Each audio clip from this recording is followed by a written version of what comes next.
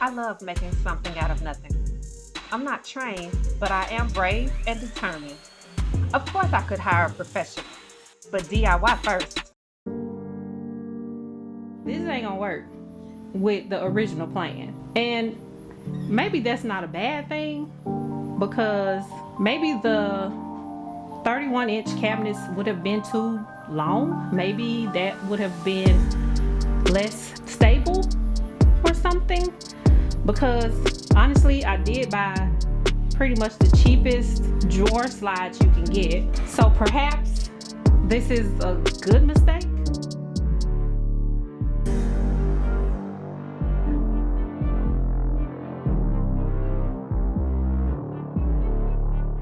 Alright y'all, it's the next day. I spent a little bit of time, maybe about 20-30 minutes just now, kind of reorganizing some of the things that are going to be on the other side of this wall.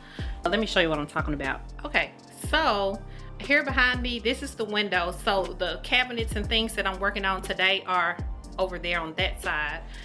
And the miter saw station will go right here in the middle under the window. This cabinet that's here, this came with the house. I'll be getting rid of this because it's kind of rickety and not really functional in the way that I need it now. But on the other side, starting from where the window is, over to where you see that tape, is going to be two more lower cabinets like the ones over here. So they will be shorter to fill in the space between the miter saw station and then over here where this tape outline is. So where the tape outline is, I got a cabinet for free, and so that's where the tape outline is there. I'll be putting that cabinet there and building base cabinets to connect the miter saw station to where that tall cabinet is. On the other side of that cabinet, there's a light switch, which I'll need to change the connections, and I'm gonna have my electrician come in once I clear some of the clutter out.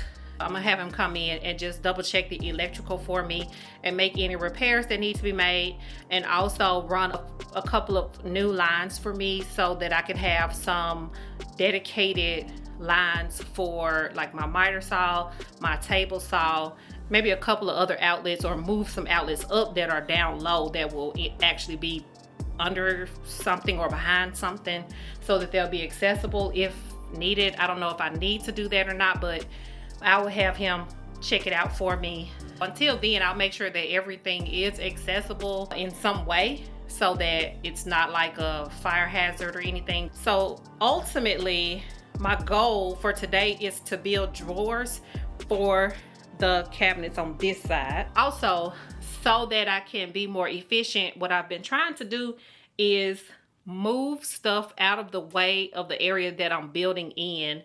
And so over on this other work table, I have all of my plywood piled up over there, and you can see that there are 2x4s and pieces of scrap wood just kind of thrown on top, which makes it even more difficult to get access to the wood that I need to do what I need to do.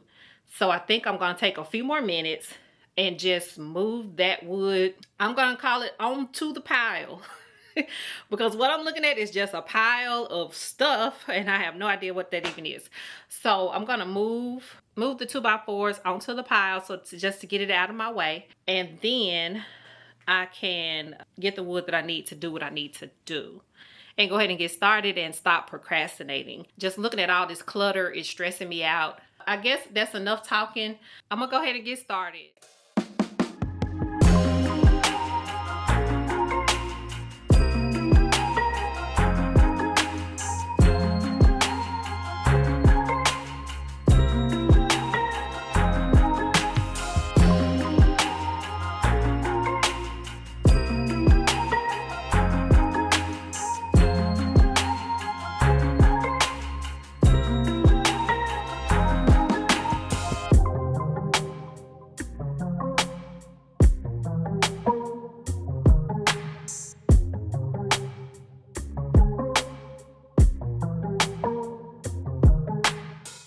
One of the strategies I used when I did my kitchen is that I made a ledger board. And so I think that's the best way to go about a project like this where I'm going to have several repeated cuts and hopefully the same dimensions on all of the different drawers, it can get pretty repetitive. And so in order to kind of map out how to do this and the placement of everything, I'm going to make a ledger board. So what I need to do is measure the interior dimension of this cabinet, just the height of it, and I'm just gonna round down to 29 because it's really actually like 29 and kind of like 5/16, 29 and 5/16, but I'll round down to 29 and they all should be about the same. So we're just gonna say 29 inches. So that's what I will do for my ledger.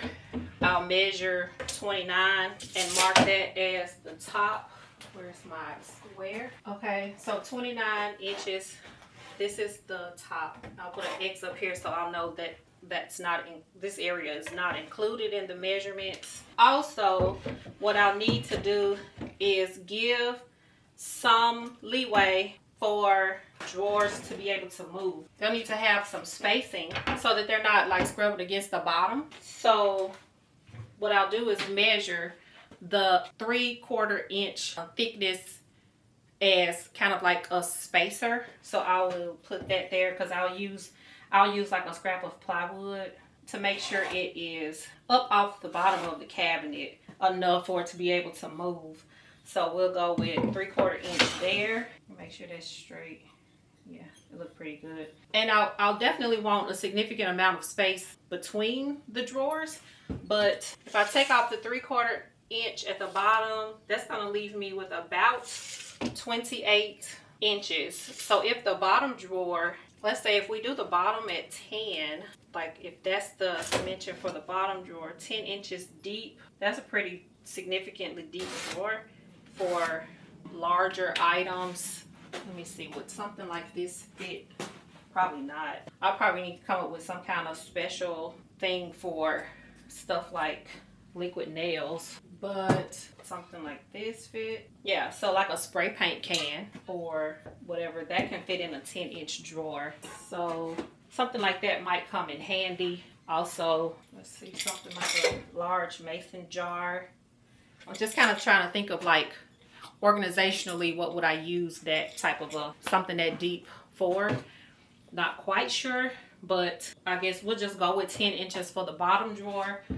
So then that's gonna leave about 18 inches. I know that I wanna have a shallow drawer at the top, and if I give myself the same distance at the top that I did at the bottom, so like just like a spacer at the top to make sure it's not gonna hit against anything. Don't want it to hit against the countertop when it's trying to pull out. And so doing a 5-inch drawer, let's just say as an example, at the top would be about here, okay? And then if I just continue with the 1/4 inch spacing, that leaves, we gotta have space in between each drawer, and that's 11 inches. I don't think I want a drawer bigger than 10. So what I could do is like double the spaces in between. So instead of like a 3/4 inch space from the first to the second, I can do 1.5 inch space there, and then I can do, let's say, an 8-inch drawer. So this is a 10-inch, that's 8-inch. Okay, so then I can do a 6-inch drawer. All right, so ignoring this part, this is nothing. So this line here marks the top of the cabinet, and so this would be space between the cabinet and the top, right? So that's enough clearance, I believe, for the drawer to function. So then we'll have a 6-inch drawer with a 1.5 inch space, then an 8-inch drawer, and then a 10-inch drawer. So 10, 8, and 6 is what I'm thinking. And I think 6-inch, that's not 6 inches. Wait, oh yes it is. Okay, thought I was tripping. Okay, so a 10, 6, and 8-inch drawer on all of these. I don't have enough drawer slides to be able to do all of this, but I can go ahead and cut out the drawers.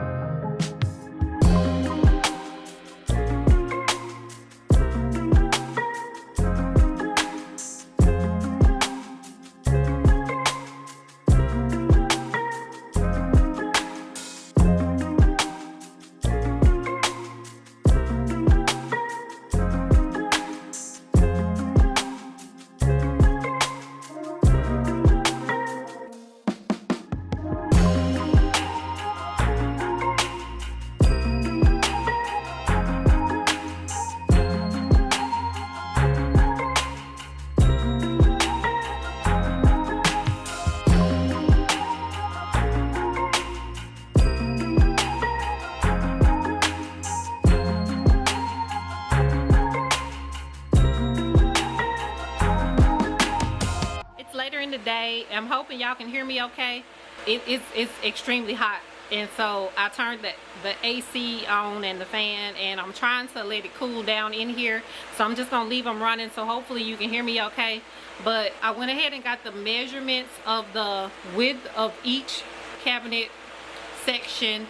I think I need to subtract 1 inch from each measurement to account for the drawer slides, and then I can cut my horizontal pieces that will be the front and the back. I need to subtract 1 inch plus 1.5 inches, so 2.5 inches off of each measurement. That will account for the width of the 3/4 inch sides that will be there, as well as the drawer slide. And then I'll pocket hole the front and the back. So those will be the shorter pieces. So the measurements I have, I need to subtract 2.5 inches, I believe, if I'm thinking correctly. So I'll need to rip down the height for each, the 5, the 6, 8, and 10 inch, which actually I cut them about 1/2 inch less, or maybe 1 inch less than what I originally planned, to account for the bottom that will go on there. So anyway, I will double check my measurements before I actually cut, but if I'm thinking correctly, and if my calculation serves me correctly, I believe I'm thinking about that right. And so again, I did the measurements. I'm going to subtract 2.5 inches from each measurement and then make my cuts. So that's what I'm going to go ahead and do. So I decided to get a little bit smart here, and I used some of the pieces that I had cut for the drawers to account for the 1.5 inches that I needed to subtract. But I still had to be very careful with the math, and the measure twice, cut once method is in effect here. With that being said, the math was still making my brain hurt, and this was in June, so we were in the middle of the 2025 heat dome, so it was extremely hot, and I think it was cooking my brain a little bit too. As I was watching this footage back, I was really confused as to what was happening here.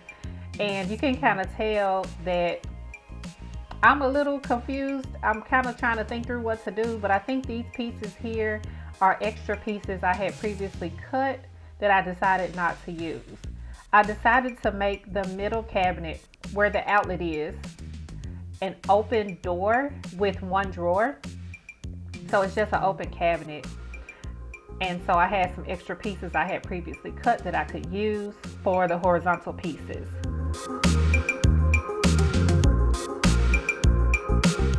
And I think a reflection of the heat is also the minimal times I changed the camera angle, because I think I just didn't think of it. I just was like, let me get this done. Let's get this over with so I can move on and get out of here, because it was, again, very hot. But because I had the extra pieces, then that kind of changed my method as to how I cut down these horizontal pieces. So there were a lot of smaller cuts, and then I could run it through the table saw to get these pieces down to their final dimensions. Although it seemed chaotic, ultimately it worked out.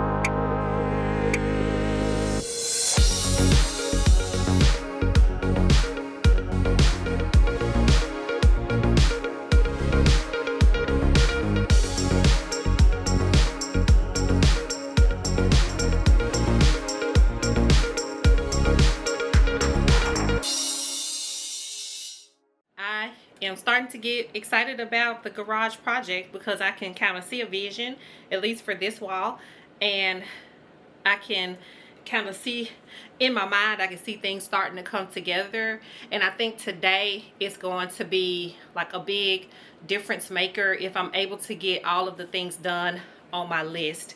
So I took a little time this morning while I had my coffee to think about what I wanted to get accomplished today, if possible. I'm starting kind of early, so I'm hoping to kind of beat the heat by starting early and trying to make as much progress as I can before the heat really sets in really heavily. So the first thing on my list is to try to get the drawer slides installed for the drawers that I've built. Then we'll go on to step number 2, which is to use the premium wood filler on the edges of the cabinets on this side, and then I'm going to come over to the cabinets on the other side and get started building on those while that's drying. So let me get started.